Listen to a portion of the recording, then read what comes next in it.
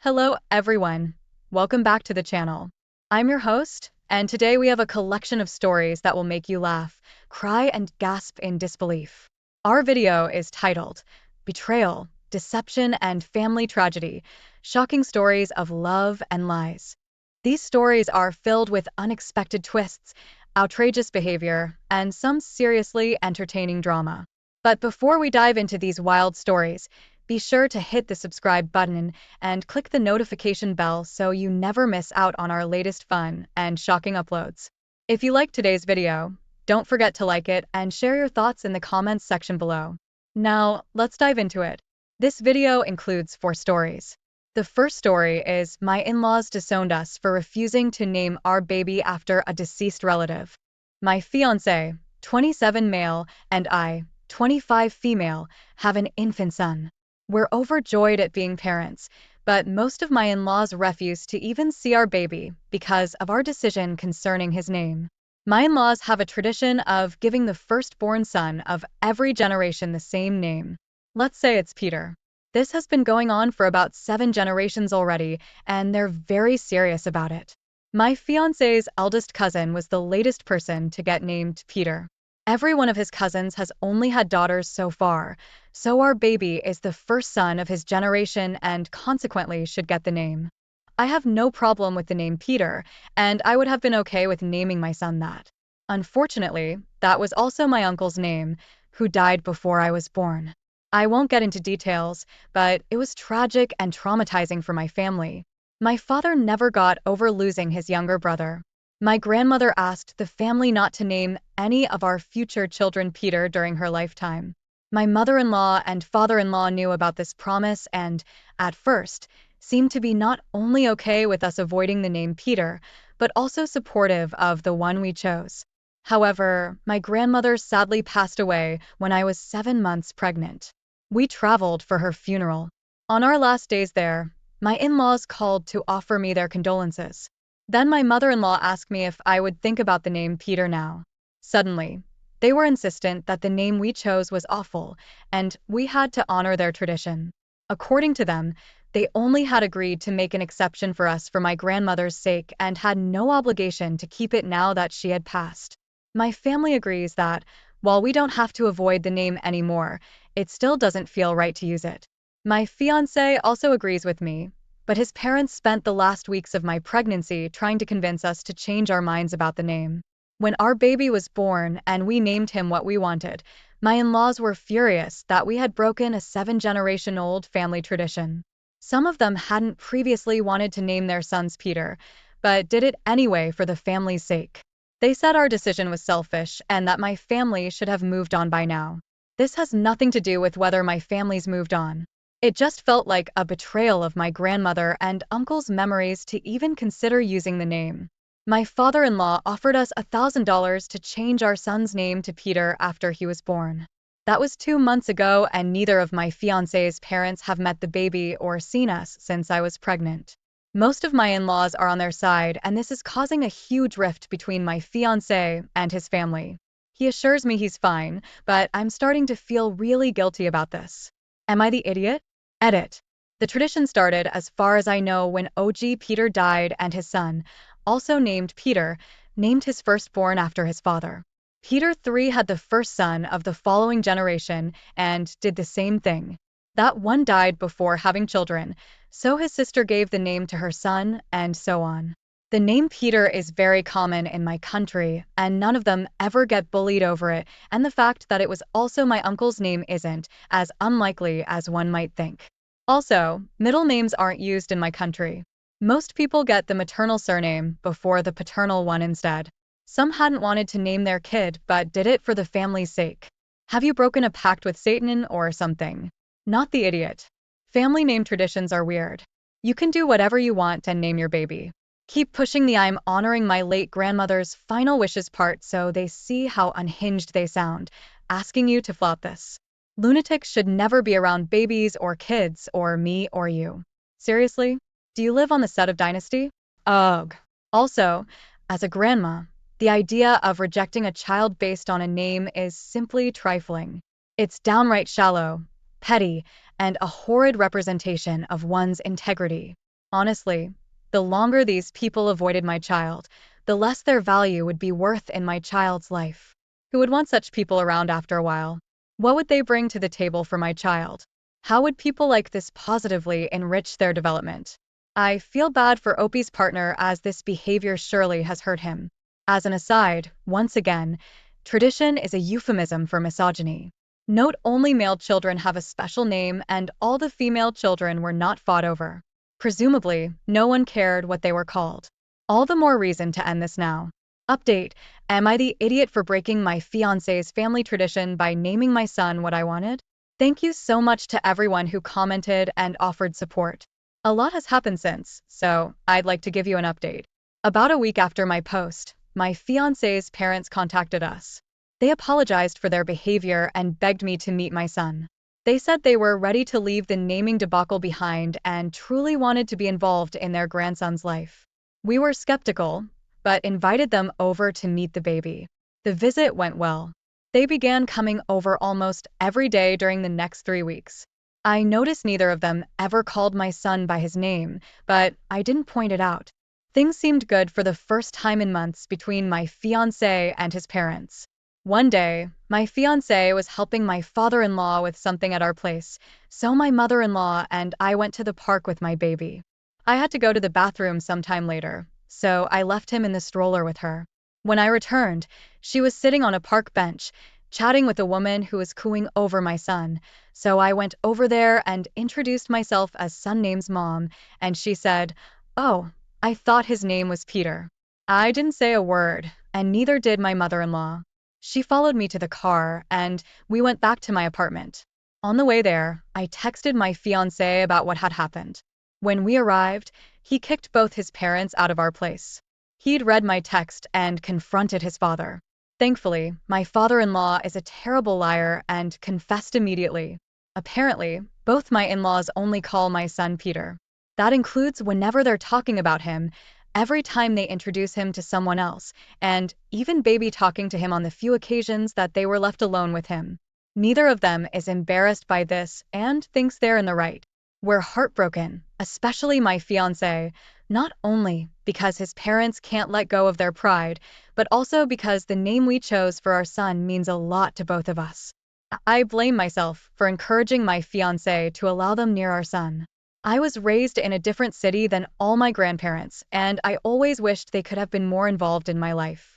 Losing my grandmother didn't help. Pretty much every doubt I had only existed because I thought it would be important for my son to grow up with all of his parents around. But now all my guilt is gone.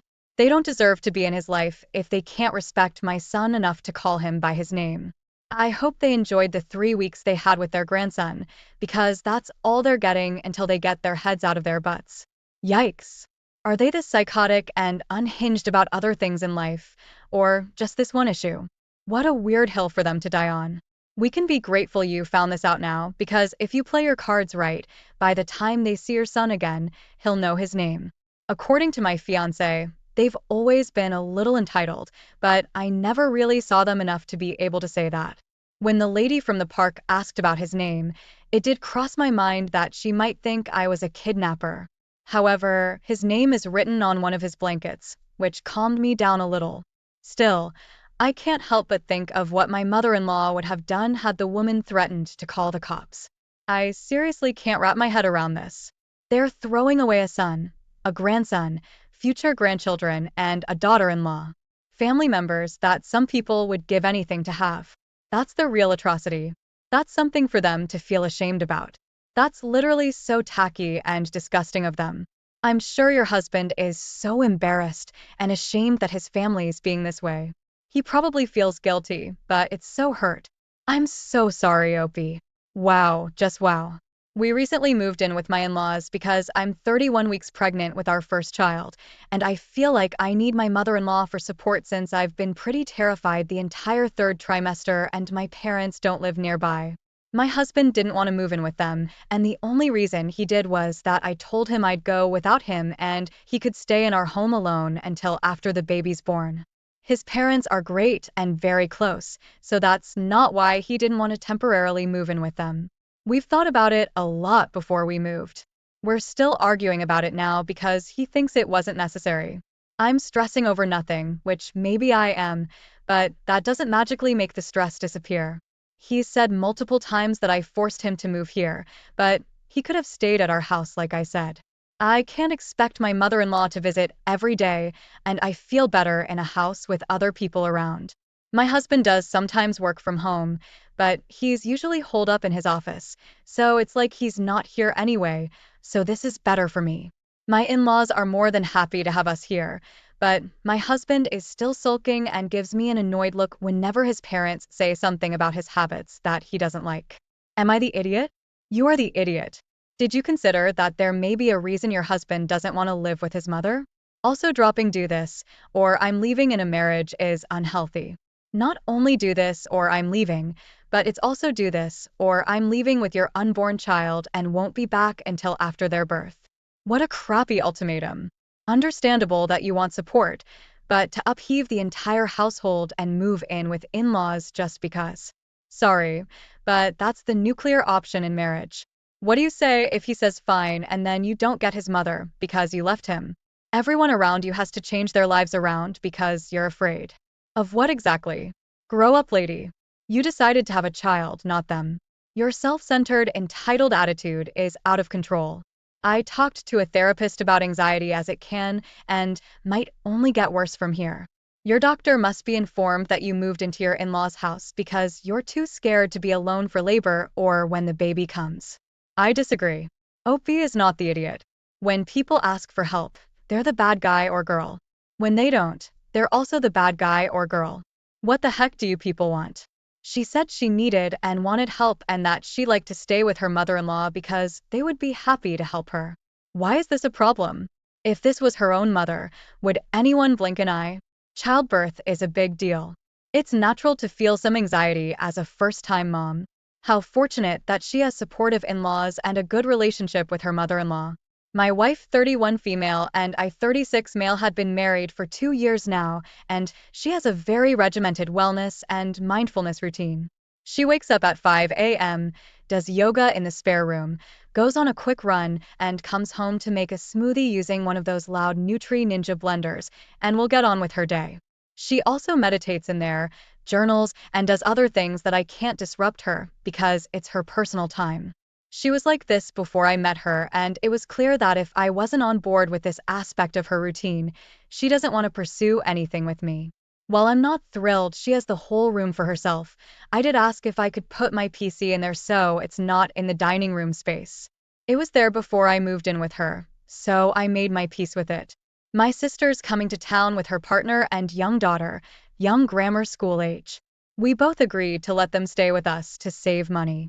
My wife wants them to sleep in the living room because we have multiple comfortable sofas for them to sleep on. While there was enough room, I made my case for buying air mattresses for them and setting them up in my wife's spare room. I also asked her if she would part with her smoothie making at least until they wake up so they aren't disturbed in the morning. My wife is vehemently opposed to giving up her room and smoothies. She doesn't think the room will be comfortable for them. No carpets, and it's got huge windows and massive mirrors on one wall, and says that if I'm using this situation to disrupt her routine, which I apparently hate, I'm not sure where she got that from since I've never asked her to change it. We're in for a disagreement over where they should stay, and my wife is even threatening to not allow them to stay and have them get a hotel for the visit. Am I the idiot? I don't think giving up the room is that hard to ask for my family's comfort, and it's only 3 days. As someone who's currently in the throes of a deep, dark depression, I feel like your wife's routine was possibly born out of an absolute necessity and that it may be the thing that keeps her functional. I would say that she was very clear with you about how important her routine was, so I think you are the idiot for wanting her to change it. I do also understand that she may be seen as non-accommodating, but it was never a secret. Some things that look selfish are more than what they seem from the outside. I don't care if he agreed. Anyone who needs to run a blender early in the morning with guests is selfish and needs therapy to work through their issues. I'm a creature of habit too, but that's not an excuse for rudeness. She needs to work through her issues in therapy. Dominating an environment and being unable to care for others is a big issue. Also, People can readjust their positions and evolve over time. Then the guest should stay in a hotel. They can also readjust their positions. She made it clear she has a routine. She's trying to work with you by letting them stay with y'all, but you're so desperate to interrupt a routine that's somehow bugging you that you refuse to see it. Perhaps you should ask yourself why you are so resentful of this routine. Is it because it's her time with herself and she isn't paying attention to you? Or because you're jealous that you don't have that same dedicated time allotted for you to have your time? Look at yourself and figure it out soon. Update. Thank you for all the advice, everyone. I've decided not to push this issue any further with my wife, and my sister and family can use the sofas, or I'll pay partly for a hotel for them. I do plan on asking my wife about her routine. She thinks that because the living room and kitchen are separated by a room, there's no need to muffle the blender sound on top of more than we already do with the insulation pads and a shut door. My wife, 28, has recently gone back to work after a long break after our daughter, kindergarten, was born. She's experienced a few hard days at work. I, 32 female, thought it might lift her mood up a little bit if I cook something for her with the I don't cook around the house because of my work schedule, but I decided to do it for her to help boost her mood. We made our dining room into a restaurant. I got us both chef hats and matching aprons, and we cooked. While cooking, we made a bit of a mess in the kitchen. We were almost done when I got a call from her. She said her mom, my mother-in-law, they live in a different state and we barely see each other, had come to pay a visit and ask me to prepare the guest room if I could, and said she'd be home shortly. So, I panicked and couldn't clean up before they arrived. They came home to a messy kitchen and my daughter acting as a restaurant manager. My wife adored the whole thing, but her mom immediately said how we lived with all this mess was disappointing. She said serving someone food like this in their home was ridiculous and made fun of the process. My wife told me to just let it go, but somehow I felt like a huge idiot because the timing could not be worse, and my wife and I stayed up cleaning the mess that night. Am I the idiot? Your mother-in-law is the idiot with no notice? What was it, a surprise inspection? You did something wonderful with your daughter, and she'll always remember it. Your wife isn't upset. She has more love for you because you did it. Not the idiot. Mother-in-law can stay at Motel 6. Motel 6 sounds like an appropriate punishment. Do you know what is ridiculous? People showing up unannounced, staying for the night, and daring to complain and mock you and your kid. Perhaps she'd be happier somewhere else, like her state. What an idiot. What kind of relationship does your wife have with her mother that, even though the mother-in-law lives in a different state and you had zero notice, she was showing up? I would not be cool with that at all. Your mother-in-law being judgy and rude blows my mind. Cooking makes things messy, and she was a last-minute guest. Not to mention the restaurant thing is adorable. Oh, honey, your mother-in-law needs a reality check and a respect for others check. Hey, everyone. Welcome back to the channel. Today's story is about betrayal, heartbreak, and an unexpected demotion. My cheating fiancé went from being my number one to third-string backup status. You won't believe what happened next. This video and all of its contents, including any opinions expressed by the narrator, are strictly for entertainment purposes only and is not intended in any way as a substitute for professional services and consultation from a licensed therapist, doctor, attorney, or other licensed professional service provider. Each person must make their own life decisions, and those decisions are theirs. Welcome back to Find Your Alpha. I'm back at you this week with another terrific video story, and you can see the title right on your screen. Cheating fiancé gets demoted to third-string backup status. Oh my, let's get into this story and see what it's all about. And the original poster starts out and she says, "Before telling my story, I'll confess right up front that I am 100% to blame for my current predicament. I was the one who cheated on my boyfriend for no other reason than being selfish. For simplicity's sake, I'm going to call him Harry and call myself Katie. I chose those names as they are my favorite performers." Now, she's probably referring to, I'm thinking, Harry Styles and Katy Perry, although there could be other Harry and Katies out there, I'm sure. We're both 26 and have officially been a couple for 3 years.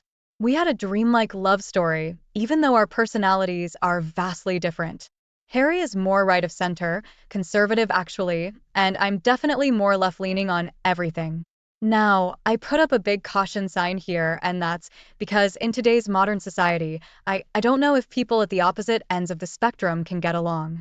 I mean, before, if you'd asked me 10 years ago, 20 years ago, I probably would say, yeah, it's possible, even though they're vastly different. But today, I just don't see it. He likes to hunt, play cards, and shoot targets, while I like supporting social causes through my social media accounts and volunteering. I'll also confess that bargain clothes shopping is my secret vice. We met at a drag race of all places. He was there with a bunch of his friends, and I was there for an employee outing. We were in line across from each other at the concession stand. I think he sensed I was bored and struck up a conversation with me. Since the line was super long, we had a lot of time to talk. His line moved quicker than mine, so he got up to the window first. When he did, he looked back and asked what I wanted. I told him a Diet Coke, and he ordered it for me. I tried to pay him, but he refused and said it was his treat. I thanked him and told him that was sweet. Harry then said, "You can return the favor by giving me your phone number."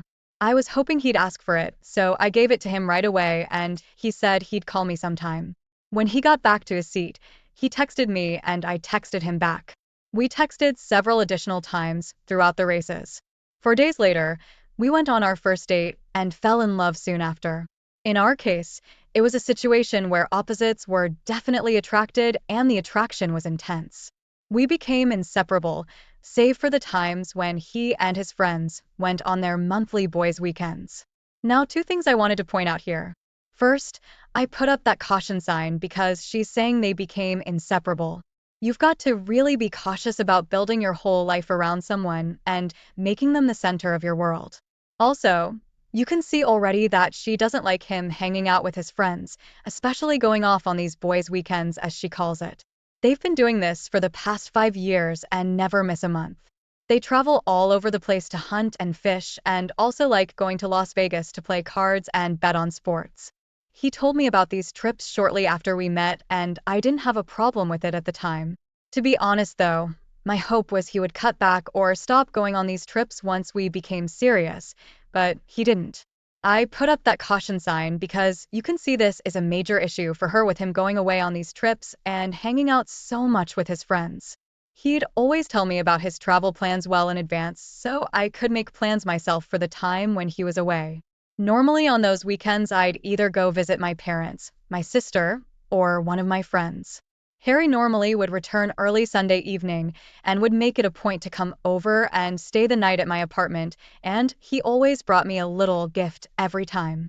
Those Sunday evenings when he returned from one of his trips were the most passionate and loving times we ever spent together. Back in September, we celebrated our 3-year anniversary. While out to dinner, we had a discussion where we admitted to each other that we were basically unofficially engaged since we had been completely committed and monogamous since we met. It was then we made a decision to move in together by the end of the year. We thought this would be a good test to see if we were truly compatible living under the same roof.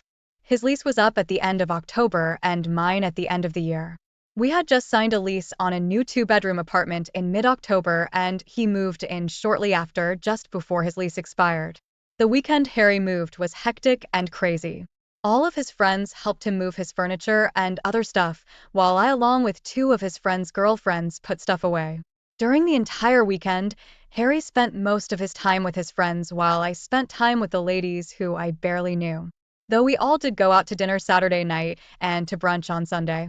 During the next week, I spent Monday through Wednesday with Harry at our new place getting everything set up like we wanted and slowly moving some of my stuff in. On Thursday, Harry and his friends had a hunting trip planned out of state. I tried to convince him not to go so that we could continue setting up the apartment, but he insisted as this was their biggest hunting trip of the year. This really upset me, but I didn't show it.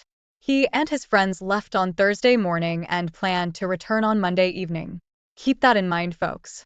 That weekend, my parents, sister, and all my close friends already had plans, so I resigned myself to the fact that I would be spending the next 4 days and nights alone until Harry returned. I planned to continue working on the apartment and watching Netflix all by myself. Now here's where I really messed up. There's a guy, Jason, she says, that works in the same building where I work that had been casually hitting on me for the past 6 months. Well, if this guy has been hitting on you for 6 months, that's not casually hitting on you. He is overtly hitting on you. I'd run into him down at the little cafeteria in the lobby of our building. He was never obnoxious or anything, but you know how you can tell if a guy wants you. I made it known to him that I had a boyfriend, and he never pushed any further. Well, on that Thursday, I ran into him in the lobby as I was going back up to my office. We chatted for a bit, and he told me that his boss just awarded him front row tickets to see one of my favorite artists. According to him, the tickets were initially for one of their customers, but they had to back out of going at the last minute, so his boss awarded him the tickets because of his job performance. I couldn't believe it. Those tickets originally cost $550, and since the concert was totally sold out, they were going for as high as $3,500 online. I told Jason the artist was one of my favorites, and he asked me to go with him. I hesitated for a moment, and then told him I can't as I was in a relationship. We talked a while longer about the artist, and then parted ways to go back to our offices. That night, as I sat alone in our new apartment, I was missing Harry while at the same time thinking about that concert and how much I wanted to go. The next morning at work, I walked down to the cafeteria to get a coffee prior to starting the day and ran into Jason. Here's where I made the big mistake. He told me he still had the extra ticket and asked if I had changed my mind. Instead of saying no like I should have, I instead asked him if I could meet him there as I couldn't go as his date as I was in a relationship. He said yes, of course. He then told me to wait there in the lobby while he went up to his desk to retrieve the ticket and bring it back to me. He returned a few minutes later, handed me the ticket, and said he'd see me when I got there. On my lunch break, I called Harry to let him know I was going to the concert. I told him another company in our building got tickets and offered them up to our company, and I got one. I said I would be attending along with other coworkers from my company. So she's completely lying to her boyfriend or fiancé, whatever you want to call him. Throughout the year, I attended a number of events for work, so Harry didn't question me about it. He just told me to have fun and to text him when I get to the arena and when I get home. I felt really bad not being totally forthcoming with him, but I knew if I told him who gave me the tickets and who I'd be sitting with, he'd never accept it, even though my only interest was in the tickets and not the guy. Are you sure? As I drove to the venue, I talked to Harry the entire way and sent him several selfies of me at the concert, and the poor guy is off on this hunting trip somewhere, and he's saying, "Oh, look, my girlfriend's out with their coworkers, and she's having fun." Meanwhile, she's got her date sitting right beside her. I arrived at my seat just before the concert started, leaving a little time for small talk with Jason. It felt awkward being there with him, but I convinced myself it was okay since I was just attending the concert. I was mesmerized and dancing during the entire show and hardly spoke to Jason at all during the performance.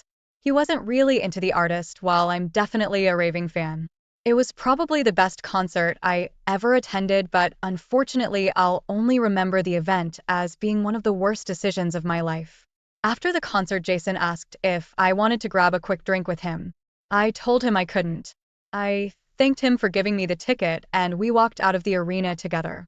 When we got outside, he insisted on walking me to my car. Along the way, he asked what my plans were for the weekend. I told him I didn't have any plans and was probably just going to do housework. I asked what he was going to do, and he said he was going to work out both days and then take it easy the rest of the time. He said that after he works out in the morning, he normally stops at a coffee shop to catch up on his email from the week. It just so happens to be the same coffee shop I go to, but I never saw him there before. Is that really a coffee shop that you go to, or is now that going to be a coffee shop you go to? I told him this, and he told me to stop by and say hello if I was in the area tomorrow morning. We got to my car, and again I thanked him so much for giving me the ticket and told him how much I enjoyed the concert. It was another awkward moment. There was no kiss, no hug, and not even a handshake. I felt kind of bad as I gave him nothing in return, and he had been such a gentleman. As soon as I started driving, I called Harry and told him what a great time I had. Because of the bottleneck getting out of the parking lot, it took me nearly an hour to drive home. Harry and I continued talking the entire time. The next morning, I got up and started working around the apartment, getting things organized and put away. As I was doing so, I started thinking about Jason and how nice he was to me and how I didn't hardly speak to him at all last night, and I started feeling guilty. Around 10 a.m., I decided to go to the coffee shop and see if he was there. My plan was just to drop by to quickly thank him again.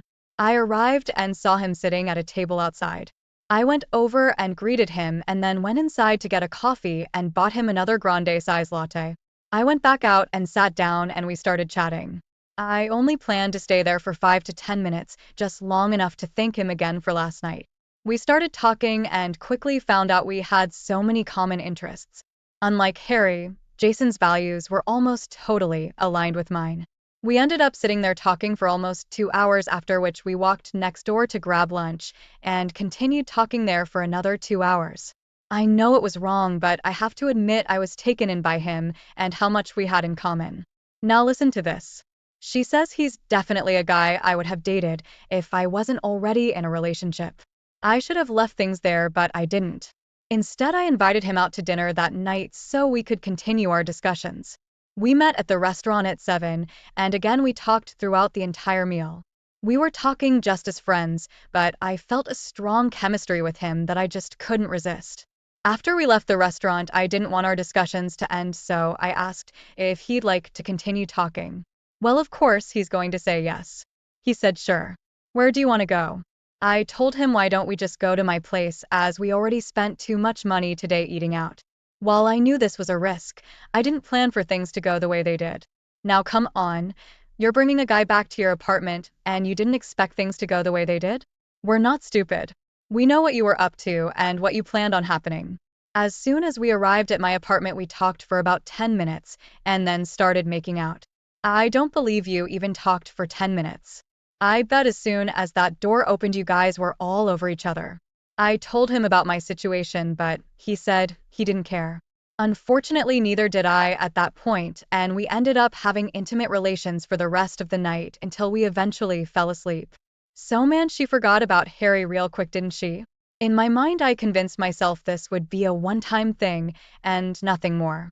After all, Harry was away doing God knows what, so see, she's already trying to justify it, saying, well, I don't know what Harry's doing when he goes on these trips. He could be hooking up with other girls. You see what she's doing here? Now listen to this, listen to this. The next thing I remember was being waken out of a deep sleep by Harry's voice saying, "Good morning, Katie." Being groggy, I didn't immediately remember what happened the previous night and was at first glad to hear Harry's voice. When I opened my eyes, I saw Harry standing in the doorway, and I asked him why he was home so early. He shook his head and said I hope it was worth it and turned around and walked away. It was then I realized Jason was still lying in bed beside me. I shook him to wake him up, and then I sprang out of the bed wrapped in a sheet and started running out of the room to stop Harry and to explain what happened. As I was doing so, my feet and hands got tangled up in the sheet and I fell face first onto the floor. When I got up, I realized that I had bitten right through my lip. Jason ran over to me and lifted me up and took me into the bathroom, and we applied towels with direct pressure to stop the bleeding. Once things were stabilized, I told him to leave. He insisted on staying, but I told him to please leave and that yesterday and last night was all a big mistake. He wouldn't leave, so I started yelling at him, telling him he ruined everything and to just get out. So you see how she's passing blame now on this Jason. She's telling him you ruined my life. No, Katie, you're the one who went out to coffee with him, then to lunch with him, then to dinner with him, and you're the one that brought him home to your apartment. So this is 100% on you, because he wasn't in a relationship with your boyfriend. You were. He finally ended up leaving after I kept shouting at him. After he did, I sat on the edge of the tub applying pressure to my lip and crying. When I looked in the mirror, I could tell it was a deep cut and I really should have stitches. So I went to the urgent care that's close to my apartment. There I ended up getting 6 stitches. They also gave me a painkiller and put me on a corticosteroid to reduce the swelling. When I got back to my apartment, my face was aching and I was mentally distraught. I tried reaching Harry to apologize and to explain everything, but he didn't answer. I spent the rest of the day at my apartment crying and beating myself up for what I'd done. All the while, I kept trying to contact Harry, but he just ignored my attempts. I really needed to talk to someone, and I couldn't tell my family or friends as I was too embarrassed. So I ended up calling Jason to help me make sense of things. So she's telling us all in this story how, oh, this Jason ruined her life and she's only friends with him and it was a big mistake. But yet now she's calling him to talk through things with him. Unbelievable. I first apologized for putting him in that situation. I then explained that what I did yesterday was wrong and took full responsibility for my actions. I explained to him that I was in love with Harry and wanted to marry him someday. If I was this Jason, I would say, really, come on. I told Jason I'd like to keep our relationship to being just friends. Well, you've already gone way past friends because we shared so much in common.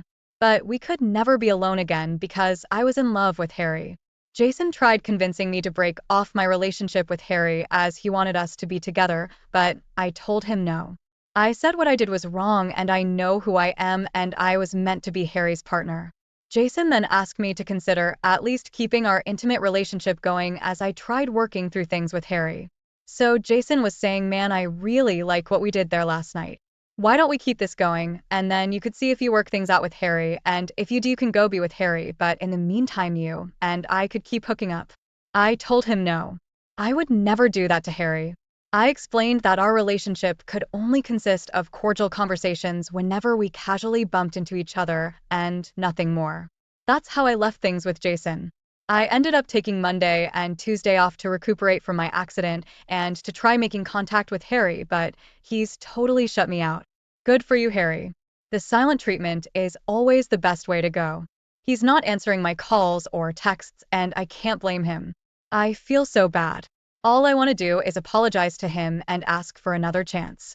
I know I'd never hurt him again, and I could prove it if he just let me try. Let me know if you think I should keep trying or if I should just give up and try to move on. The problem is I don't think I can make it without Harry at my side. He's been my rock and my light, and I can't see myself existing in the world without him. So that's the end of her original post, and now we're going to take a look at a few responses she got back from the community. But before we do, I want to encourage you, if you've liked what you've heard so far, make sure you hit that like button right now. That will help get this video seen by people all over the planet. Now, let's take a look at some of those responses. The first one's from a woman. She says, if you are truly sincere about your love for Harry, then I would throw myself at his feet and tell him you will do anything to prove it. At this point, you've totally blown up what you had, so it will take extreme measures to get back to where you were. I cheated on my first boyfriend in college and quickly regretted it. She says he took me back and I did everything, I mean everything, for him, and I thought things were going well, but he suddenly dumped me after 4 months and started dating another woman who he eventually ended up marrying. I realize now that he was the love of my life, and I wish I had taken even more drastic measures to keep him. Now listen to this last part she says. She says, I'll never forget him and still think about him often, even though that all happened years ago and I've since married and have a great husband and family. So even though this woman now is married and this is years ago this all happened and she's got kids and everything, she's still thinking about that guy. So that poor guy that married her was obviously her second choice or her third choice or her fourth choice, who knows, and he's probably thinking, oh, I've got a wonderful wife and family. Meanwhile, this wife is still dreaming about a guy that she did dirty 20 years ago or something. Unbelievable. Next, we have a response from a guy. He says, people on here are not as stupid and gullible as you think. We can see right through your games and manipulation. It's clear you are attracted to this Jason guy, and your plan was to juggle a relationship with him and Harry at the same time, then eventually select the one you want to be with. I've seen women do this before, and I'm ashamed to say I've fallen for it, but never again. Harry would be a fool to take you back, he says. And next we have another response from a woman. She says, regardless of what you are telling us, it's clear from your story you do not love or even desire Harry. The guy who rings your bell is Jason. You should let Harry go to find someone who will be compatible with him, and you should pursue a relationship with Jason. Where I'm afraid you may have hurt your chances with Jason is that you cheated on Harry with him. I know this may seem counterintuitive, but the fact you so quickly had sex with him while in a 3-year relationship with Harry conveys to Jason that you are someone who is probably not reliable. Probably not reliable? I would say definitely not reliable. In the back of his mind, I'm sure he's now thinking, if she did this to him, she'll likely do it to me someday. You should address this with him right up front, she says. And then finally, we've got another response from a guy. He says, "You're the reason so many men are choosing not to marry these days." So let me get this straight. You're in a 3-year relationship with a guy and talking about spending the rest of your life with him, and then some guy comes and offers you concert tickets, and you end up sleeping with him the very next night. Please tell me your post was all work of fiction. If not, you've got some serious problems to work on, sister. So those were some of the responses she got, and now we're going to take a look at some of the updates that she's given. The first one came 17 days later. She says, "I apologize for not giving an update sooner, but as you know, I've had a lot going on in my personal life.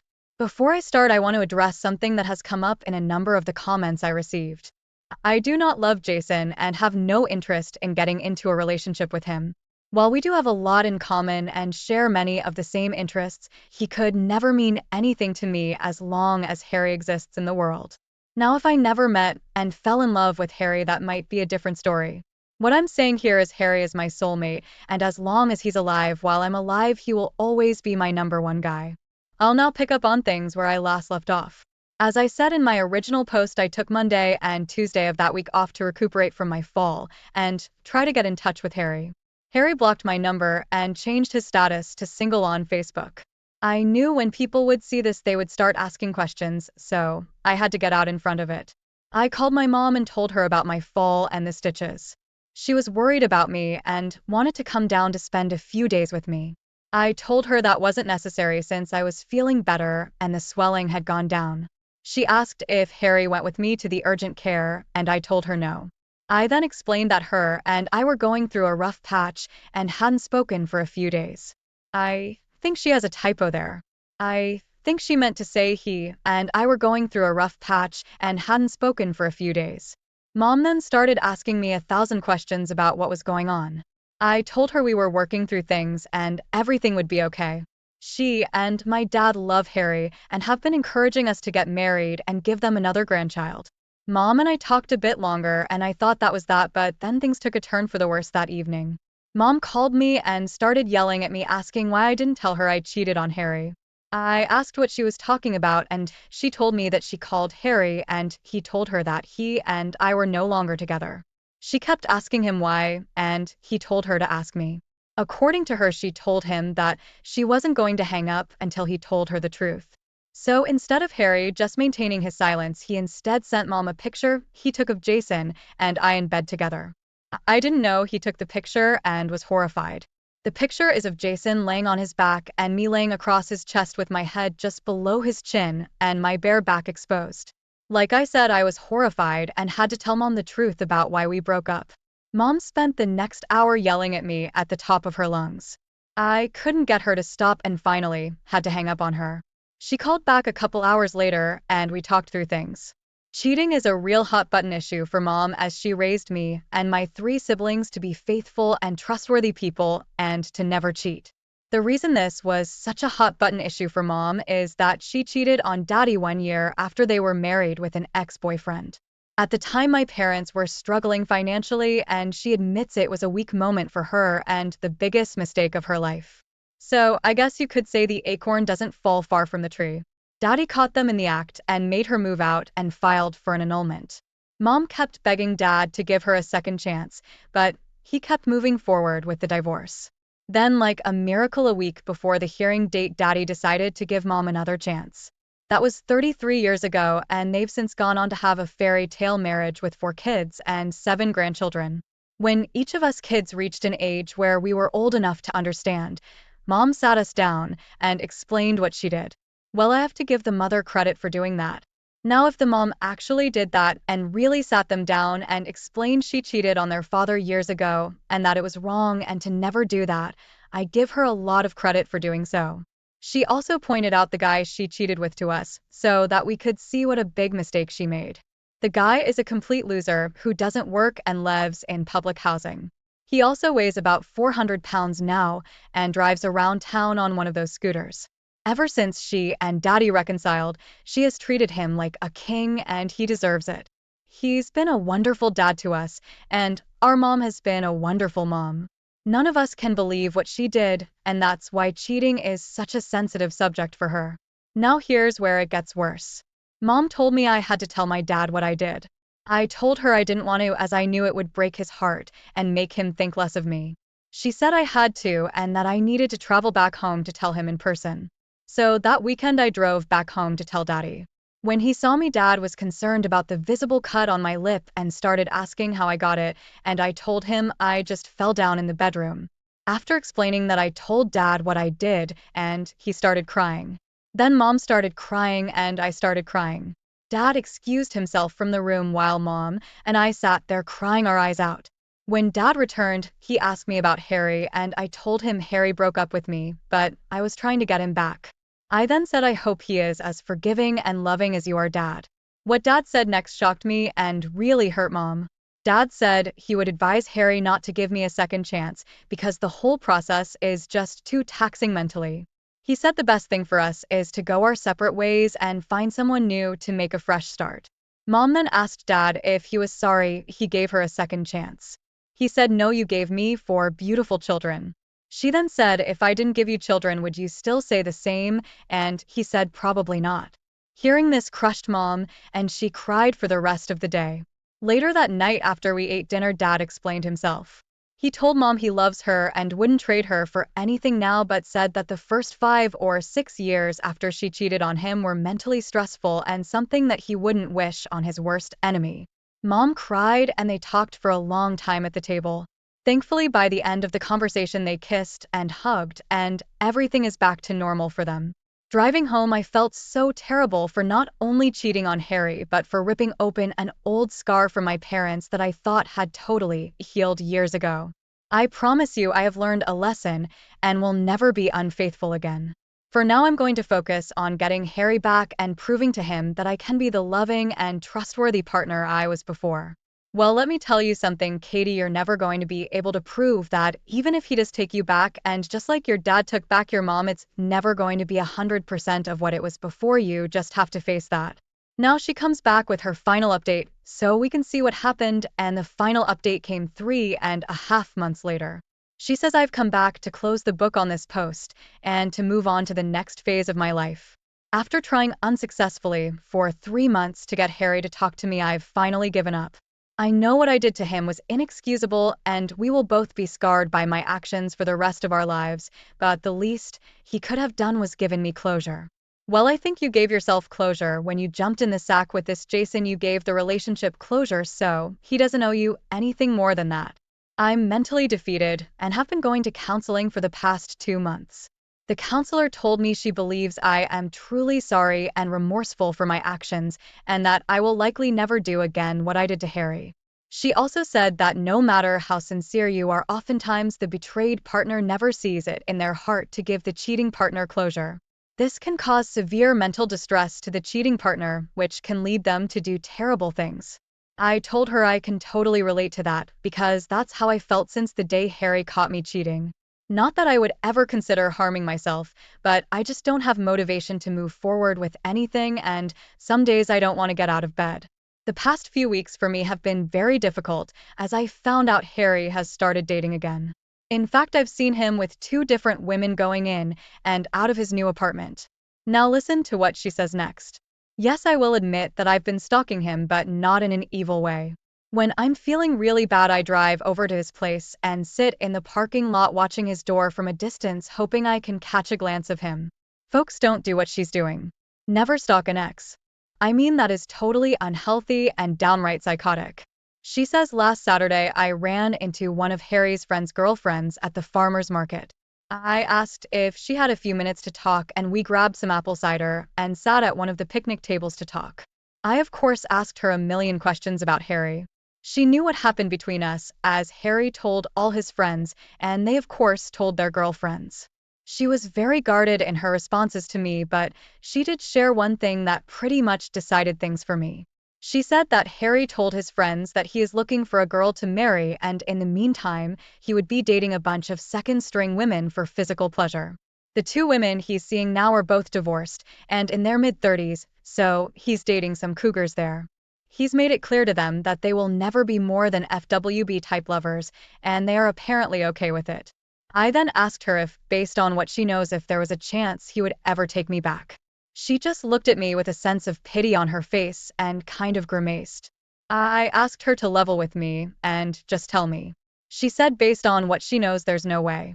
I then asked what she knows, and she said Harry told his friends that if he ever gets really desperate and none of his second stringers are available, he might consider calling me for a quick fix, but nothing more. I asked her if he said those words, and she said that's what her boyfriend told her. After hearing this, I thanked her and we left. I cried for the rest of the day, realizing my relationship with Harry was broken beyond repair. It was time to move on. My counselor has been working to help me get past this, but it's really hard. Thanks to everyone who read my posts and especially to those of you who encouraged me throughout this process. So that's the end of her story. Now for this Harry, I think he handled the situation appropriately. He came home, he caught her in bed with another guy. Instead of acting crazy and getting physical with the guy and potentially getting himself in a bunch of trouble, he just tells her, okay, I hope it was worth it, turns around and heads out the door, and then completely cuts contact with her. That, of course, drives her crazy. It's eating away at her still, but you know what, that's her fault. She needs to pick up the pieces now and move forward, and I'm sure this Harry is going to be just fine. There's going to be plenty of women out there for him. He's in his mid-20s. He's apparently got a job. He's working. He's doing well for himself. It sounds like he'll have no problems getting someone else, and for her, she's in her mid-20s, and I'm sure she's an attractive girl. She'll have no problems getting someone else, but what she needs to do, she needs to be truthful with him right up front and say the last relationship I was in lasted for 3 years and we broke up because I cheated on him. Now will she tell her next beau that? Probably not, but that's what she should do. Now, let's take a look at what I think are the morals of the story.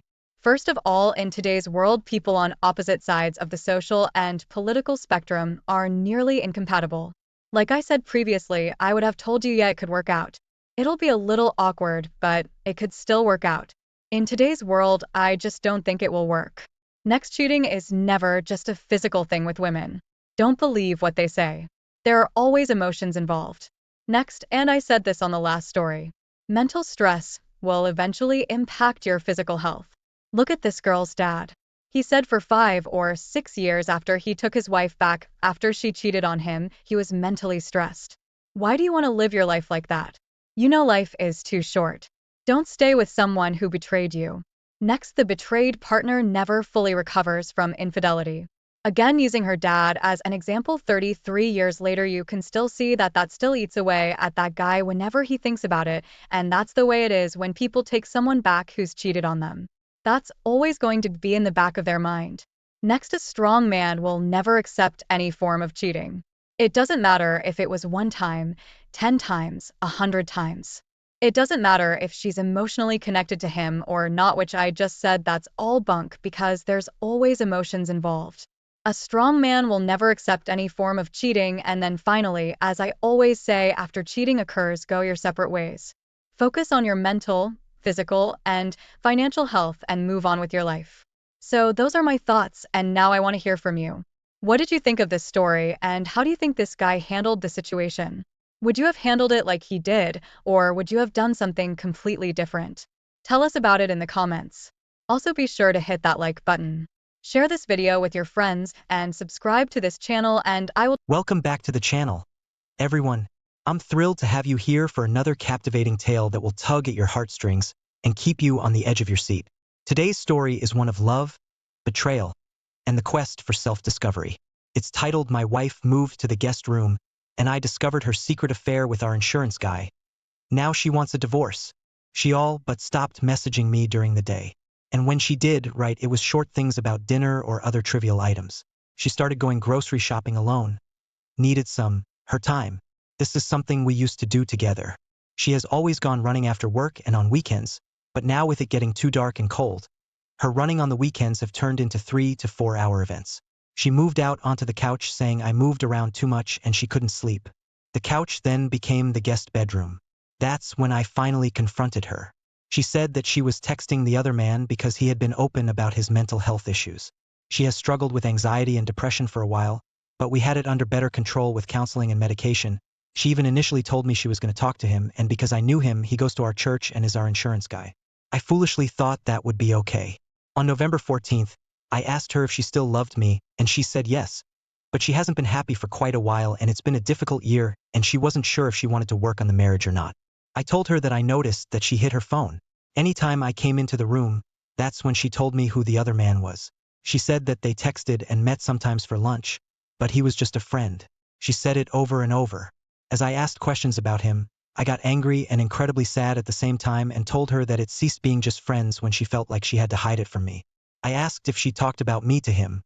She said she did. I told her that her affair hurt almost as bad as if she had slept with him. Over the next few days, I just could not shake the feeling that there was more going on than she told me. It's difficult because she says she doesn't want to work on the marriage. I looked at phone records and they call each other first thing in the morning. And during most lunches, then again, as soon as she gets off work, the phone call started on October 10th. So at least a month, she doesn't text him because they use Signal and I don't have access to her phone. Plus it deletes the messages as soon as you send them. Anyway, I talked to her again on Sunday and she said that they only talk and hug. I don't believe her. Maybe it's because of the lies and the broken trust, but I just feel like more is going on than she is telling me. She's currently in the process of finding a new place to live. She was going to wait until January, but I told her last night that I wouldn't be her plan B and that if she was waiting to move out to spare my feelings, to not worry about that. She put a deposit on a place today during her lunch hour. In Virginia, we must be separated for 6 months before we can divorce. As soon as she moves into her new place, that will start the separation time. I've left messages with a couple of divorce attorneys this week, but because of the holiday, they are slow getting back to me. I think I want to split amicably if possible, but I also want to know how far she has taken it. I feel this need to know if it was just an emotional affair or if it was a physical affair. Does it really matter though? Do I push it where she doesn't want to work on our marriage or just let her go and move on with my life? We've been married for 18 years and luckily have no children. I just feel so lost right now, lightheaded and in a fog. I appreciate any advice. Second story is called Caught My Wife Cheating, found out 2 months ago. I've been lurking on this site for a month now and finally decided to post. Short story is that my wife and I have been married since 1994, and I found out about 2 months ago that she has been engaged in a physical affair with a friend of ours for about 6 months. We are both in our mid to late 40s, both in decent shape, and we have a son who has grown and on his own. I will start off by saying that I have not been happy in my marriage for a good 15 years or so. Around 2005, she had an affair with a coworker. I was devastated. I busted her. She did all the crying and hemming and hawing, promising never to cheat again. I kicked her out for a couple of months, and we went to a crappy marriage counselor who basically blamed me for all her bad choices, thinking I was at fault for it all. I sucked it up and we went on and basically buried the whole thing. She was relieved and seemed happy with me, but I kept my mouth shut and just lived with it because I thought that is what a man was supposed to do. Looking back, that year was the year my soul started dying. Now I am relieved, almost ecstatic. You all do not need to console me because I am not in pain. If anything, I am happy because now I can divorce my cheater and get out of this fake marriage without having to feel like the bad guy or that I am in the wrong. She has given me the reason I have needed for 15 years to finally escape without my friends and family, making me out to be the villain. I can say with confidence that I have been a good husband to her all these years. Am I without any faults? No, of course not, but I have never done anything over the past 15 years to warrant this treatment. She knows full well that if she were caught again, then that would be it. Which leads me to believe this is an exit affair on her part. And she wants me to bust her. That is the feeling I get. Maybe I am wrong, but I have a hard time thinking she is that stupid to cheat again after what we went through before and expect me to forgive her again. So, over the past 2 months, I have gathered all the evidence I need to divorce her. I have not confronted her yet or had her served. I do want to eventually expose her to our friends and families in order to protect my own reputation. But I have some questions. 1. Should I wait until after the divorce is final to expose her to our families and the other guy's wife? If I expose now, word might get back to her employer and I don't want her getting fired. I made the stupid mistake of marrying and living in a state where alimony is mandatory. So, if she gets fired, then I'm on the hook. She makes more than me. If she doesn't lose her job, I could ask for alimony, but I won't. 2. How do I tell my son? He was just 6 when she cheated the first time. And even though he couldn't understand at the time, he saw what it did to us. And I think he was affected by our separation. He will be pissed at her, but I don't know any reason why I should lie to him. 3. Should I ask her to move out or try to keep things amicable until the divorce goes through and just live together? I want to keep the house, and in my divorce petition, I state that I will buy out her share of the equity for, I want to start dating again soon. Is there anyone here who went through a divorce where you live with your spouse, but dated other people, or is it best to wait? Third story, caught my wife cheating. She is bipolar. Hi guys. I really could use some advice. My wife is bipolar and has suffered lots of abuse growing up, including abuse by a family member and abuse by her abuser ex-boyfriend who is in jail. I am a private investigator and task force agent. And I missed all the signs. Long story short, we met online as she was unconsciously seeking for a white knight experienced in helping abuse survivors and ended up falling for me within a month. And so did I. Due to COVID, our meeting in person got delayed for months. And after we married, I discovered she was an escort, sugar baby for 3 years. She started on it as to get back at her abusive boyfriend, and also because she was conditioned to be objectified since she was little. She basically stopped doing it around 4 months before we met in person. And we married 3 months after meeting many times. I was hurting because she disappeared, and now I know why she has cried, apologized, and says she feels lots of hate, shame, and disgust towards herself. I believe her. I went to the finish line and found all kinds of texts, emails, hard evidence on her emails, drives, and even some profiles she had at some sugar baby sites. Oh boy, I regret seeing some things. She was very sloppy and hiding stuff. And once I got access to one email, the Pandora box opened.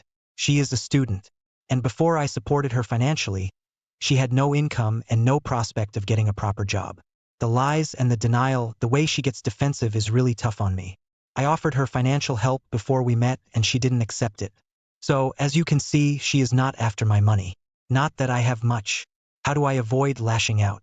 Our relationship and arguments can get dicey in seconds as she is bipolar. And I'm what's known as quiet borderline personality disorder, in which I suffer all the pain and lash at myself. Not at her, not a great combo, but the love we have for each other is gigantic. It's been only 1 month since I found out and I already forgave her. But, at the same time, I have not forgiven myself over not seeing the red flags. Now, I feel I have to be extra vigilant with her. And she has agreed to disclose all her communications with me as I have. And we basically don't leave any room for anyone to be meddling in our relationship. I want to trust her again, especially since it happened before the relationship was real. But, for me, it felt real since day one. She says she only did it once or twice a month to finance her studies. But, I don't know, most days I believe in her good nature and other days I worry a cheater is always a cheater. I also feel that because it happened before our first kiss, I am being a bit oversensitive, but I was faithful for that whole year and I suffered intensely. Anytime I remember those days she disappeared, the pain comes back almost undiluted. It seems I'm on the final stages of grief.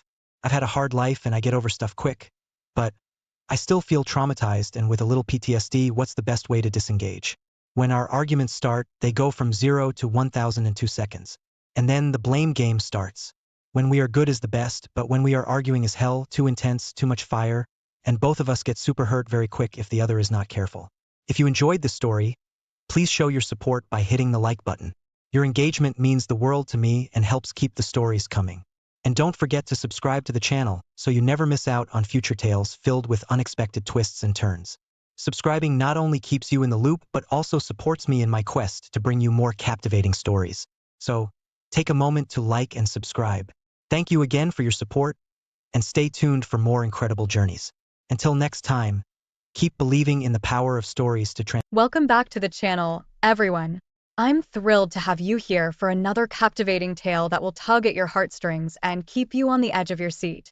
Today's story is one of love, betrayal, and the quest for self-discovery. It's titled Caught Cheating, Husband Hires Private Investigator, Shocking Footage Revealed. Get ready to experience a tale of trust shattered and the pursuit of truth as we uncover the secrets that threaten to tear a marriage apart. Tell something was up, but I didn't press. She said she was tired. So I went with it over the next few days. I started noticing that she was on her phone quite a bit, even around dinner time. I would ask, why is she texting a lot these days? And she would tell me that she was in a group chat, talking with her girlfriends about the girls' night out they had and planning another one. I didn't think much of it at the time. She was constantly texting her girlfriends. It was nothing new, but looking back now, I realized she was probably planning something with them that she didn't want me to know about. My wife works as a consultant for a big firm and would always come home stressed. So I didn't mind her having a night out with her girlfriends every so often. But now she's talking about another girl's night out. This will be the second girl's night out coming up in less than 3 weeks. The bad thing is, these women she hangs out with, 4 of them are all single. She is the only married one of the bunch, which in my opinion is not a good thing because it means she is the only one with something to lose. The other women are footloose and fancy-free. I don't want my wife to be a cheater, but I also don't want to control her or tell her what she can and cannot do. So, her second girl's night out came and went. I told her the next day that she needed to be careful and make sure her single friends didn't cause her to fuck up her marriage. She looked at me funny, but didn't say anything. After work one day, I stopped by my parents' house and talked to them about my frustration with my wife participating in these frequent girls' night out parties. I told my mom that the women she hangs out with are all single and none of them have anything to lose. My mom looked at me and said, "Well, I don't see anything wrong with a girl's night out, but I do see a problem with a girl's night out with only single women." My mom said she is playing with fire. Then my dad chimed in and said, "Yeah, if I were you, I would put my foot down and tell her that's enough." He also said the fact that she keeps going out to party without you is a major cause for concern. Then my mom jumped in again and said she did a girl's night out with her friends. 3 times in the 40 years, my parents have been married, but my mom's girlfriends were all married. Mom said they were home by 11 p.m. They didn't stay out later than that. I thought about what they said on my way home, and I decided they were right. I needed to nip this in the bud before it got out of hand. When I got home, I talked to my wife about it, and she got angry saying I was being controlling and didn't trust her. I tried to explain that I wasn't trying to control her. I just wanted her to be careful because I loved her. She didn't want to hear it and went to bed angry. The next day she left for her girls' night out. She didn't even come home from work. This was her third girls' night out. I did not even know about this one. My wife didn't get home until after 2 in the morning. I didn't say anything. I just waited up for her. I pretended to be asleep. When she entered the bedroom, I decided I needed to find out what was going on and why she wanted to leave her family and party with her girlfriends on the way to work the next day. I called a friend of mine and asked him, did he still have the contact information for the private investigator he used for his company? A little backstory. My friend had an employee who was trying to get workman's comp for having an accident on the job. His employee was complaining after the accident that he couldn't come to work. So my friend promptly hired a private investigator. Turns out he wasn't injured at all. He was playing golf, played in a flag football league. Needless to say, he dropped the workman's comp claim. My friend gave me the number of the private investigator he used. He then asked me, was everything okay? I told him I wasn't sure. And I indicated that I think my wife is doing something she wasn't supposed to be doing. I said, she has been going out and doing these so-called girls' night out parties. My friend then asked me what made me think my wife was cheating. I told him about the 3 times she had gone out recently and stayed out until after midnight, coming home, smelling of alcohol. I also told him that when I confronted her about it, she got angry and defensive. He then said to me, well, it sounds like you have enough. I called the private investigator and set up an appointment to meet him after work. I met the private investigator and he asked me what I wanted him to do. I told him I wanted him to follow my wife and see what she was doing when she went out on her so-called girls' night out. The private investigator told me his fee was $100 per hour. And I said, I didn't care. I just wanted to know what my wife was doing. I gave the private investigator a picture of my wife. I told him what kind of car she drove, where she worked, and what hours she worked. The private investigator told me he would start following my wife the next day. I waited impatiently for the private investigator to call me and tell me what my wife was doing. Finally, after 3 days, he called me. The private investigator told me to meet him after work. He had some footage to show me. He showed me footage of my wife leaving work in different clothes that day. On that day, she didn't leave for work in those clothes. She changed at work. He followed her to a bar. He went in and noticed she went to a table with a bunch of women, which were her girlfriends. They were there for about 2 hours. Then they all left. He followed them to a house about 15 minutes from the bar. He noticed a guy answered the door and they all went in. The private investigator was dressed in black. He tells me that at night, it helps him get closer for his surveillance. He walked up to a window at a slight distance and noticed all the girls were dancing, grinding on a few guys. And my wife was in the corner with some guy. He was squeezing her and she was kissing him. After that, he looked at me and told me, "I think you have enough to do what you need to do." He handed me this flash drive and he told me he will keep a copy just as a precaution. After meeting with the private investigator, I went home and cried. I couldn't believe my wife of 9 years had cheated on me and she was still doing it. I wanted to confront her, but I didn't want to show her the footage.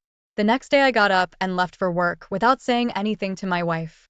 She sent me a text on the way to work, asking why I didn't say anything to her. When I left, I did not respond to the text. When I got to work, I made it a point to call a few divorce lawyers to see what I was dealing with and how I could protect myself. I also started looking for a place to stay because I knew there was no way I could stay in the house with my wife. I will miss the boys, but their mother did this. I was absolutely devastated. My whole world had been turned upside down and I didn't know how to fix it. The only solution was divorce. I wasn't going to try and fix our marriage. She wants this single life. She can have it. I had to be strategic because I didn't want the boys to be alone while their mother went out on her girls' night out. I live in Massachusetts, which is a no-fault state, that much I know. So divorce should be pretty easy. When I got home that night, my wife was home sitting on the couch with the boys. I walked in and she asked how my day was. And the boys smiled at me and said, "Hey, Dad." I wanted to cry, but I had to hold it in. A few hours go by and everyone is winding down. My wife puts the boys to bed and comes downstairs and asks me if I want to watch a movie with her. I said, "No, I don't think so." She then said, "Okay, I'm going to bed." I waited until she was in bed to go upstairs and get my stuff and leave.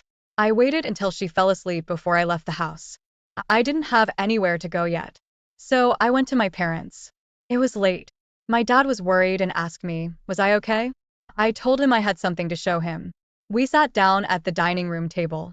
I pulled up the footage that my private investigator compiled and showed my dad what the private investigator found. And my dad was in disbelief. My mom came downstairs and I showed her too. They were both speechless. I told them I was moving out and getting a divorce. They didn't say anything to try and stop me. I'm sure they were disappointed, but what could they say? My wife had cheated on me and I was done. I stayed at my parents' house that night. The next morning I got up, I sent my boss a text and told him that I would be coming in late. I was honest with him and he didn't have a problem with it. After talking to my boss, I noticed my wife had sent me hundreds of text messages, wondering where I was and why I left last night. I didn't respond to any of them. I found an attorney and filed for divorce based on the grounds of adultery. And I moved out of the house. I went back to the house when I knew my wife wouldn't be there. And I left a note on the kitchen counter. I told her that I had filed for divorce and that she could find me at my parents' house if she needed anything. After work, I drove to my parents' house and I saw my wife's car parked in the driveway. I went inside and I saw my wife sitting at the kitchen table crying. She asked me why I filed for divorce and I slowly pulled out my phone and showed her the footage and told her that I did not deserve this. I didn't deserve the way you were treating me.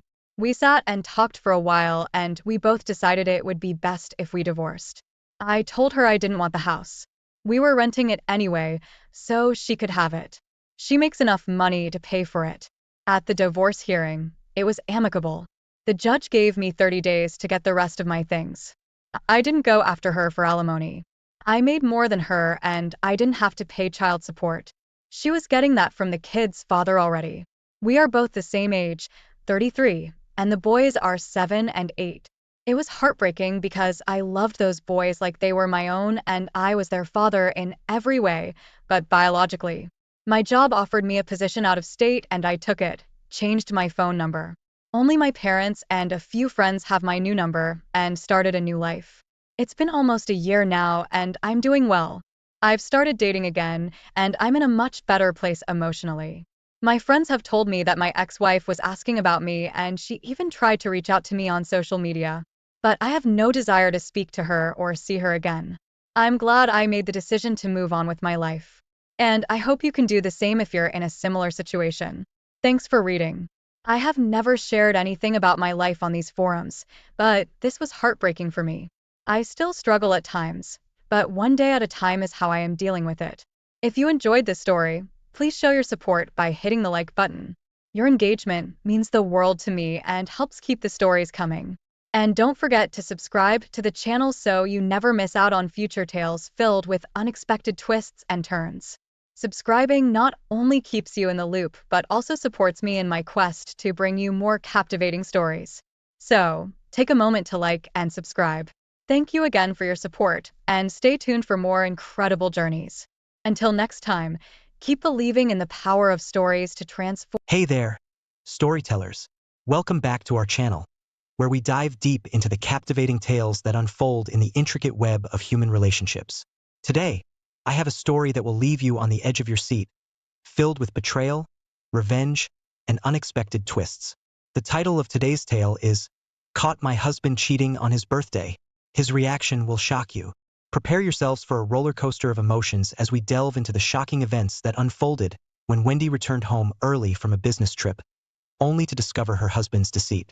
But before we dive into the story, don't forget to hit that like button, subscribe to our channel, and ring the notification bell so you never miss out on our latest storytelling adventures.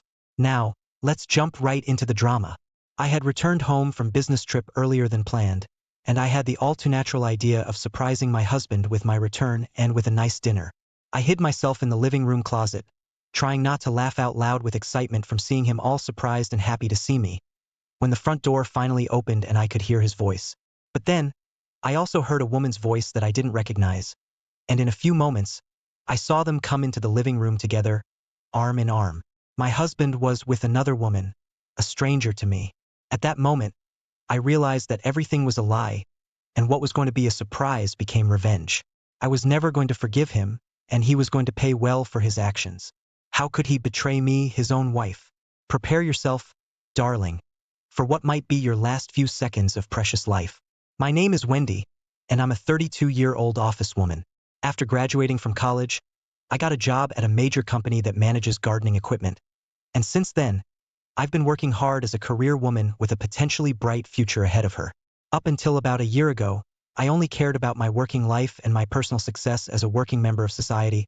But a year ago, I met Landon, my future husband. We met through a mutual friend, who invited the two of us to a small drinking party at a nice tavern downtown, and he worked in another smaller company. We hit it off, and after 17 months of being a couple, we got married, and we lived a happy life together as a working couple.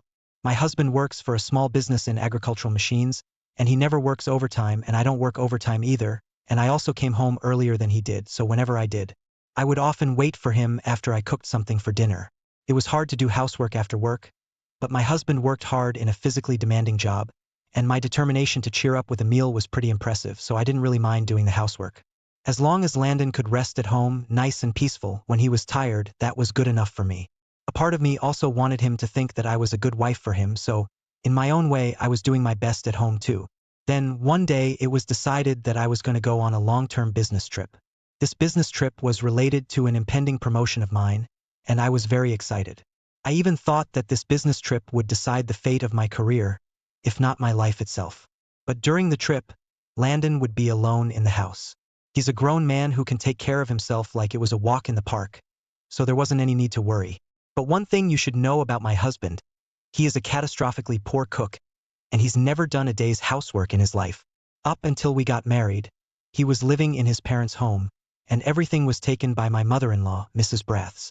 Landon can't even do his own laundry, but nowadays in this advanced society we have delivery service for meals, and there's a laundromat a short walk away from where we lived for laundry. I was sure he could manage. And while I was on my business trip, my husband was going to celebrate his 34th birthday. We used to spend his birthday together, but because of this stupid business trip, we couldn't spend it together this time. Landon, honey, we won't be able to celebrate your birthday together this year. I'm so sorry. Oh, Wendy, darling, it's okay.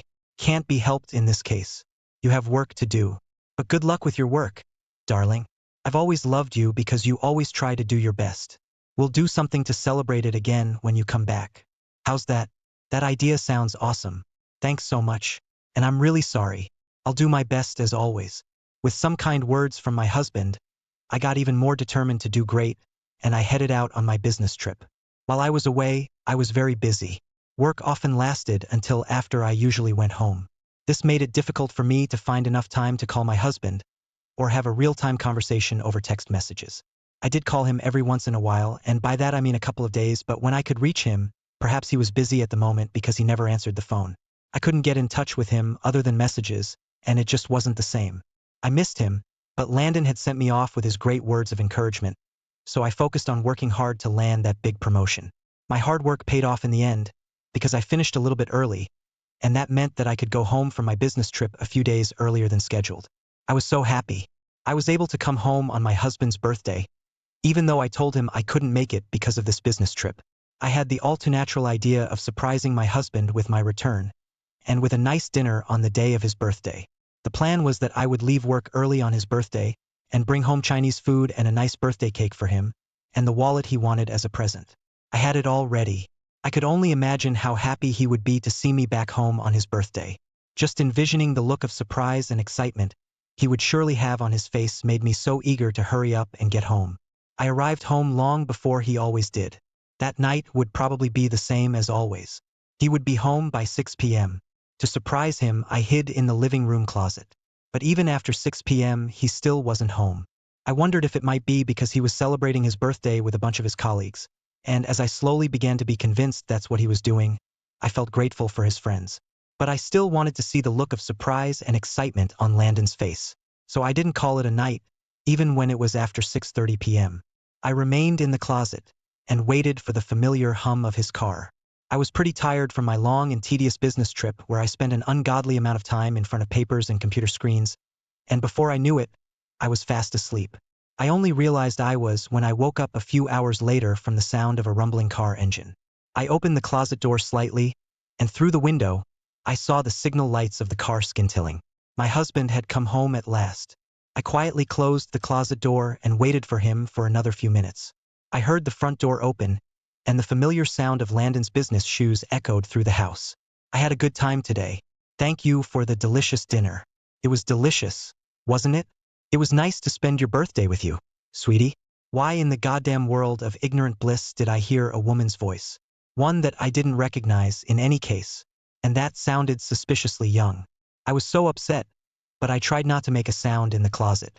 Seriously, I can't believe how happy a simple business trip could make me. I feel like every day I get to spend with you, Clara. I'm undoubtedly the happiest man in the world. It's actually insane how great I feel right now. Thank you, sweetie. I love spending time with you too. I can't help but feel sorry for your wife, but I always tell myself that it can't be helped. It's okay, darling. I'm only married to her for her money. You're the only woman I've ever loved. Am I really? Are you seriously only married to her because she's got bags of money stashed away? I know it'd be so hard for me when I discover my own loving husband says things like that about me. There's nothing good about her except for her money. Literally the only thing she has going for her. And they got ridiculously excited as they piled on the bad things about me. I was shell-shocked, but unknowing of my presence in the room, they went on talking shit about me, laughing all the while. I always have an amazing time with you, Clara.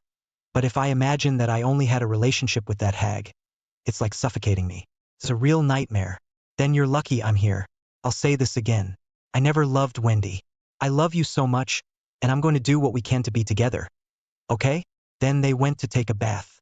I took advantage of the opportunity and left the house quietly. Maybe the better option would have been to interrogate the two slimy traitors right then and there, but the shock at what I'd witnessed was just too overwhelming. It was extremely difficult to prevent myself from hyperventilating and screaming in sorrow. I couldn't face the reality just yet. I needed time to gather my senses first.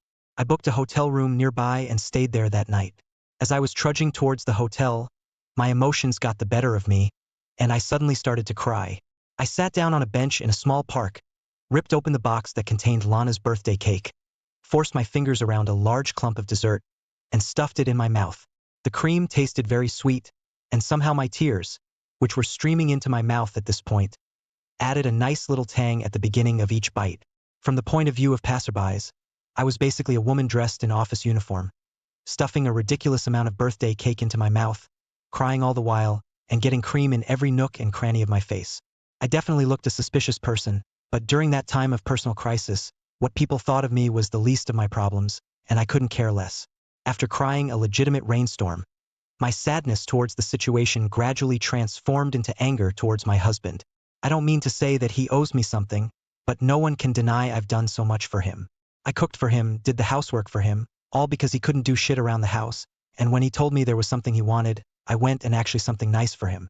I got him a birthday present that cost thousands of dollars, and he was still willing to cast me aside as an ATM machine and never accept me as the one he chose to spend the rest of his life with. Call me a money grubber, will you?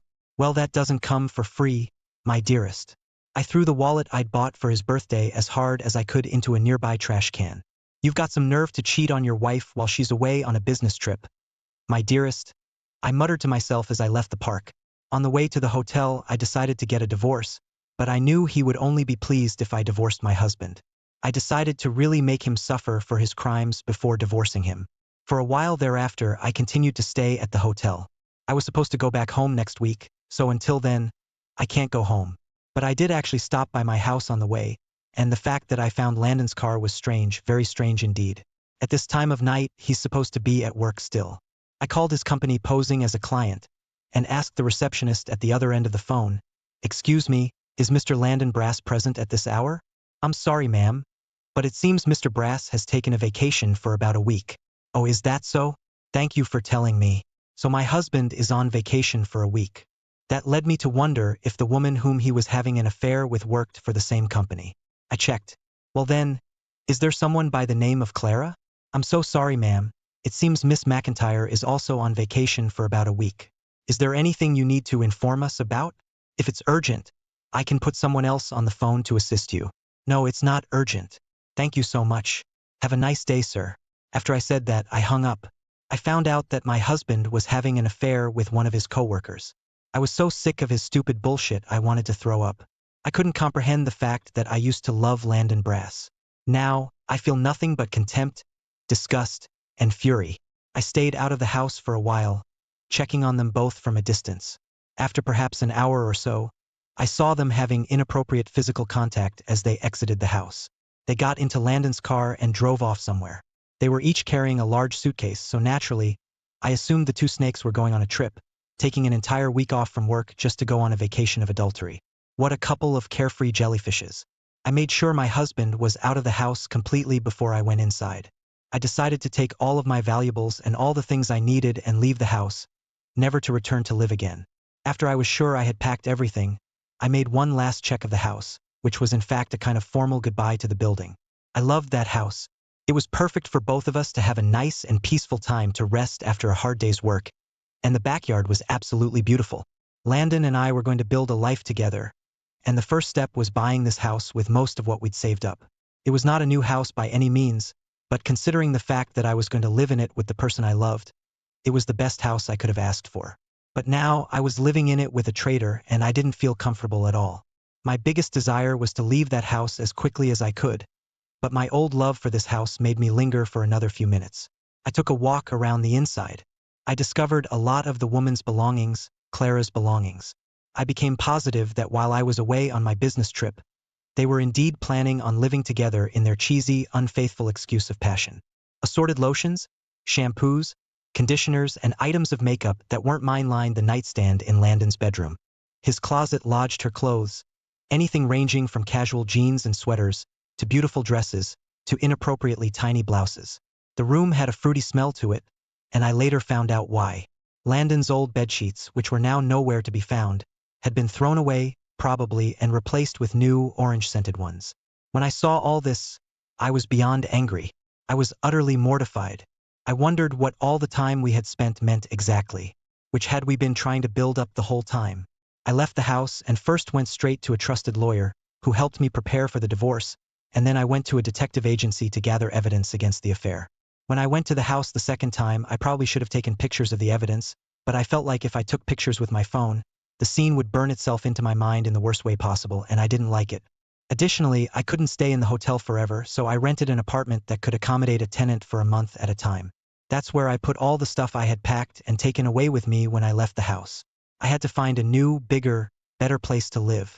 By this time, I had already made up my mind on getting a divorce, and nothing was going to change my mind. I no longer had any love for Landon Brass, and he was dead to me, but something told me it wasn't enough. Of all the pain he had caused me, I have to pay him back with pain tenfold. Otherwise, my gut would never be satisfied, nor would it ever forgive me for backing out. As I went about my work as usual, I waited for a call from the detective agency, and I got a phone call from at what was quite possibly the best time ever.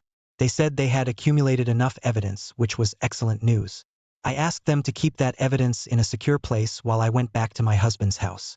There was a car parked outside, so I knew he must have returned from his trip of adultery. After I confirmed he was inside the house, I headed to the cake shop and bought a cake before I went back to my husband's house. I unlocked the door, and I quietly entered the building. I made sure he was not in the living room, and then proceeded to approach his bedroom door. As I got ever closer, I could hear my husband and the woman known as Clara McIntyre, whom he was having an affair with, inside. I held up the box that contained the cake, opened it up quietly, took out the dessert, set the box aside in the corridor, and burst into the room. "Happy birthday to you! Happy birthday to you!" My voice startled them both, and their faces expressed the purest shock I'd ever seen. It was priceless, and I wanted to laugh, but keeping a straight face here and going through with the plan was key. Ignoring their ridiculous faces, I kept on singing. "Happy birthday, dear traitor! Happy birthday to you!" Once I finished singing, I threw the entire cake at my husband as hard and as accurately as I could. The dessert landed with a satisfying splat all over his naked upper body, and some of the cream flew into the naked woman as well. "Hey, what the frick are you doing? Wendy, what the frick am I doing? Well, look who's talking. And what do you think you're doing? Well, I mean, wait, I didn't know you were home already. Why the hell didn't you call me? Why didn't I call you? Listen, buddy, I'm about to clue you in on the truth here. I was already here on your birthday. I hope I didn't say anything more to help you understand. Oh my God, there's no way." My husband's mouth started to spasm, and his darling lover must have been more speechless than he. Her mouth gaped open, and gave me the impression she physically couldn't get it shut. "I think you just stole my frickin' line, Mr. Brass. There's no way I'm seeing any of this right now. Could you explain to what exactly it is you're doing?" "Well, this is, what does you know about this place, madam? This is my house, you know. Well, perhaps my sudden intrusion really did the job to leave them catatonic. They were visibly upset, and they were not answering any of my questions. I'm only a money grubber after all, and this lady is the only one you love, right? Well, I have just the remedy for that. From now on, you will pay me back all the money that you stole from me. I'm going to demand alimony from you, and you better pay me back every single penny you owe me." No sooner had I uttered the word alimony than my husband gasped, and then I looked at the woman whom he was having an affair with. She was shaking. "Well, don't just stay there where you are in that uncomfortable position. Get down on the floor on your knees. I'm sure you'll feel a lot better that way." The moment I told her so, they both rushed off the bed, kneeled before me, and bowed their heads towards the floor. "I'm sorry, I was having a little bit of fun with her. Since you were away working, I missed you, and the loneliness was getting to me. Yes, that's all true. I have a husband myself, but he never pays any attention to me, and I was in desperate need of someone who appreciated my company."